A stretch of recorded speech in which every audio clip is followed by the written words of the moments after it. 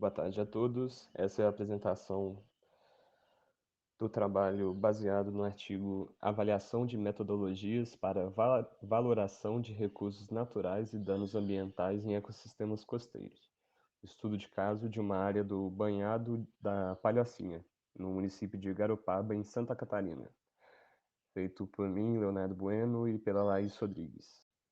Bom, de acordo com o UPADI, 34% dos ecossistemas costeiros do mundo estão ameaçados por conta da degradação. Hoje, menos da metade dos mangues permanecem intactos em países tropicais e subtropicais. E só nos Estados Unidos, da metade, cerca de 60% das florestas úmidas, foram convertidas para outros usos, em sua maioria a agricultura. O estudo em questão aconteceu na área do Banhado de Palhocinha, que fica no município de Garopaba, na costa de Santa Catarina. A área é uma APP e fica entre duas unidades de conservação, que são o Parque Estadual da Serra do Tabuleiro e a Área de Proteção Ambiental da Baleia Franca. Apesar disso, 10 hectares de mangue foram transformados em lotes residenciais, e o objetivo do estudo foi fazer a valoração desse prejuízo ecossistêmico causado pelo esse empreendimento. Essa imagem é uma foto de satélite do Google Earth, que mostra exatamente onde os lotes foram aterrados. O estudo foi baseado em três premissas, que é o polluter payer, que quem degrada o meio ambiente tem, né, em teoria, a obrigação de restaurar e pagar pelo estrago, o princípio da precaução, que considera os possíveis riscos que ainda não foram medidos ao longo dos anos, e da fragilidade das leis que protegem os ecossistemas costeiros brasileiros, e a necessidade de aplicação de sanções e penalidades aos que degradam esses ambientes. Três métodos diferentes foram aplicados na realização do trabalho. O primeiro é o EFM, que é o Environmental Factor Methodology. O segundo é o DEPRN, que foi desenvolvido pelo Departamento Estadual de Proteção de Recursos Naturais. E o terceiro é o método de Cardoso, que foi desenvolvido por Arthur Cardoso, um químico sanitário.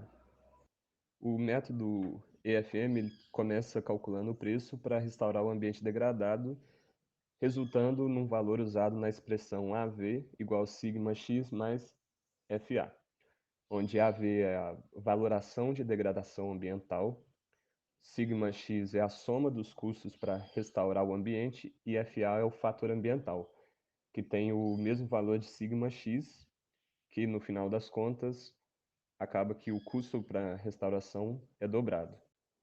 O método DEPRN trabalha com duas tabelas. A primeira tabela mostra a divisão do ambiente, como ar, água, solo, subsolo, fauna, flora, entre outros, e cada um deles tem um peso de dano. No slide, a primeira tabela utilizada para o cálculo desse método, que divide o ambiente entre atmosfera, água, solo e subsolo, flora, fauna e paisagem, e divide também os tipos de impactos causados.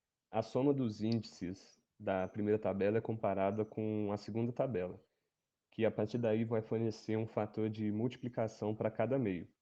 E esses fatores de multiplicação são somados para serem usados na equação 2, que são os custos do ambiente, que é igual a sigma vezes os fatores de multiplicação, vezes os custos de restauração. A tabela 2 mostra os valores máximos permitidos da equação para cada tipo de ambiente.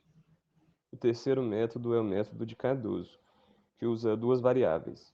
A primeira é representada pela letra Q, que são os valores tangíveis, que são os custos de restauração de áreas degradadas, valores de licenciamento, entre outros.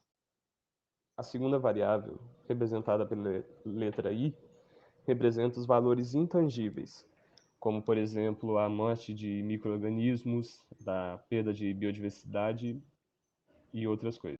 A partir desses valores é feita uma tabela que classifica de 0 a 4 o impacto no ambiente, sendo 0 o impacto a curto prazo e 4 o impacto a longo prazo.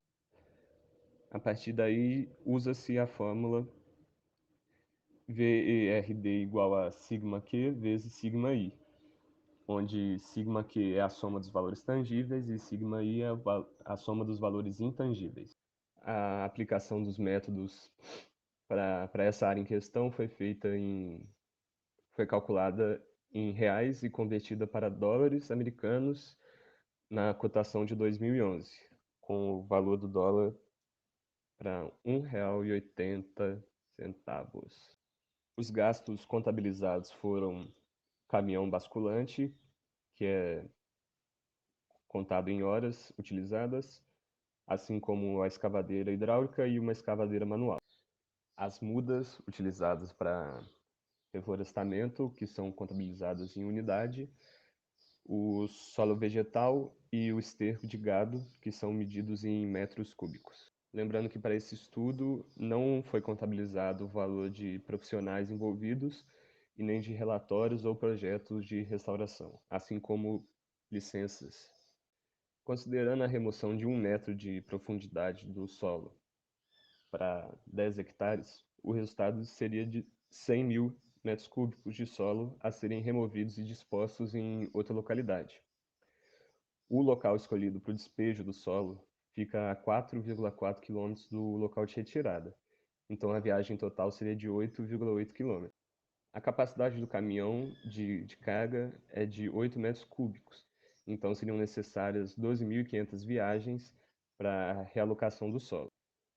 8,8 km vezes 12.500 viagens seriam 110 mil quilômetros viagens, considerando que os custos do caminhão e das escavadeiras são contados por hora, o preço total do valor da utilização do caminhão seria de R$ 172.232,64. O da escavadeira hidráulica seria de R$ 618.092 e da escavadeira manual seria de R$ 153.578. O custo para o replantio, que seria do esterco, do solo e das mudas, seria de R$ 430 mil, tendo a soma total de R$ 1.981.902,64. Quando a mesma conta é feita pelo método DE-RPN, o valor total de todo o processo seria de R$ 31.719.442,24, cerca de US$ 17.600.000. Utilizando o método de Cardoso, foi constatado que 3 variáveis teriam impacto a longo prazo, que seria a água, o solo e a paisagem. Apesar de todas as contas e todos os valores mostrados, os métodos eles não refletem o valor total ou real dos impactos causados por empreendimentos desse porte. Utilizar métodos de valoração ambiental, eles só nos proporcionam estimativas do grau de degradação, que é agir sem pensar no meio ambiente. E apesar da eficácia de estudos e métodos desse tipo, existem limitações para a valoração dos bens intangíveis, considerando que a valoração completa só seria possível abordando o panorama geral de todo o impacto causado ao ecossistema em questão. Esse foi nosso trabalho. Muito obrigado.